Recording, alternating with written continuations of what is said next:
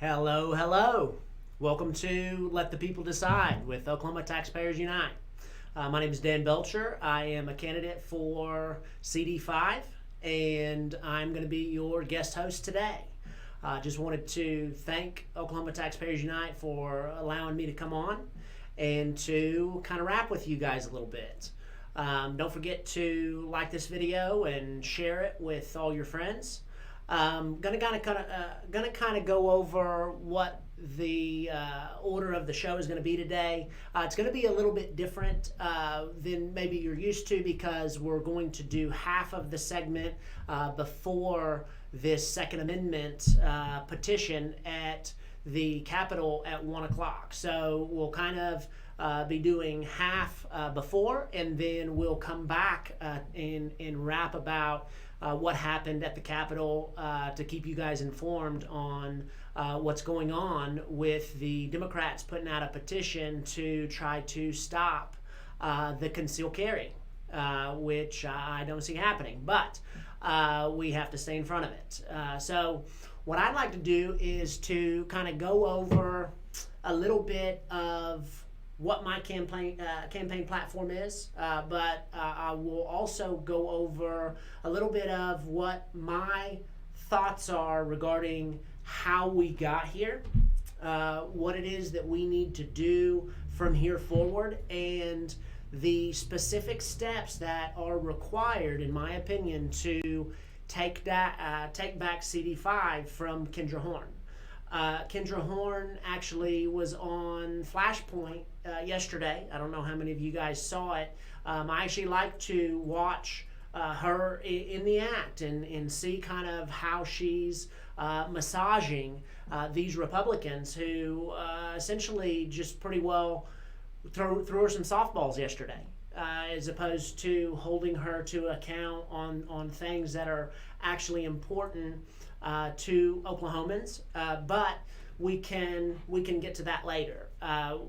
What I'd like to do is to allow you to know what my campaign strategy is, and essentially what we're going to be doing. I have a pretty similar thought process to Oklahoma Taxpayers Unite. That's why they're gracious enough to allow me to co-host, guest host today.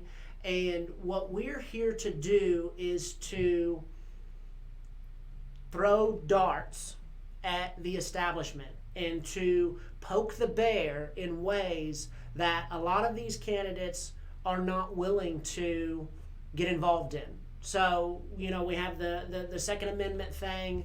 Obviously, anybody who calls themselves a Republican is going to be all for going and protecting the Second Amendment. Absolutely. Don't get me wrong.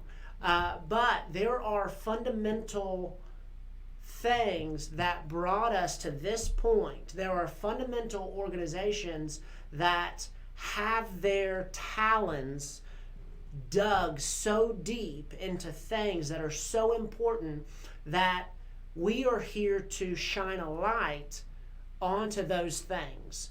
And the reason that I bring up Kendra Horn with Flashpoint yesterday is because the part of this campaign that's going to be so important is how much differentiation is the candidate that's on the Republican side going to be from Kendra Horn. Because what the most difficult thing to do is to unseat an incumbent who has already won the seat. That's Kendra Horn. Because what you have to do is you have to convince someone who already voted one way, essentially, that they made a mistake. And so if you have a Republican candidate who is very similar to a Kendra Horn, who is not quite as radical as the East Coast and West Coast Democrats, but still has the basic foundational thought process of the Democratic Party, then they're going to choose the person they've already chosen. So what I want to do is kind of go over exactly, in my opinion, how we got to this point, what different organizations were involved in getting us to this point, and what it is that they are doing now, and what it is that their platform represents. So what I'm going to start with is back even before the tax increase. So they had the step up plan, which was their first actual attempt to guilt the Oklahoma people into allowing them to raise our taxes. That didn't work. So what they did was they figured out a way to tether that tax increase to a heartstring issue, which was, of course, the kids and education. But what I want to do is to really put a shining bulb on who was really behind most of what it is that happened. And that is going to be the NEA, the National Education Association, and the OEA, the Oklahoma Education Association. And the thing is that these specific organizations were so influential in causing the tax increase, getting the teachers to rally behind them, but also getting the turn of Republicans in elected office positions and turning them to Democrats. So what I'd like to do is to talk about some specific platform ideas that they have come out with, but we'll do that a little bit later on in the next segment. So whenever we get to the tax increase itself, we talk to all the people who want more money for teachers. They want the kids to have a good education. Absolutely, not debating that. The people who voted for that tax increase, in my opinion, did not well enough to let them know who they were letting in the door. Because the NEA platform, I actually, right before we came on camera, there is a bullet point of what the Democratic platform is. And if you look at the actual manual that the NEA has put out for 2019, it is almost a direct reflection of what it is that the Democratic Party is running on this election cycle.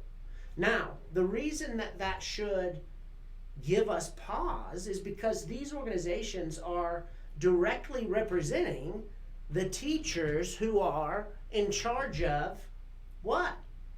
The education system that our children are going to. So here it is, and I don't know how familiar you guys are with Saul Alinsky, who essentially is the father of socialism. Number 7 of his 8-point bullets is to control education. Because if you control the minds of the future, then these next generations are that much more easy to control. Now, the other thing that I want to go over is the way with which this needs to be presented. Because you guys are patriots. You guys are the ones who are the awakened. And I'm going to almost guarantee you that whenever I started talking about the NEA and the OEA, y'all kind of gripped up. You kind of, oh, he's talking about education. He's saying that these organizations, what is he? I'm gonna circle back to this, and I'm gonna show you what their policies are. I just read the NEA policy guidebook. Yesterday, it's 435 pages, and it is riddled with things that you will not even believe.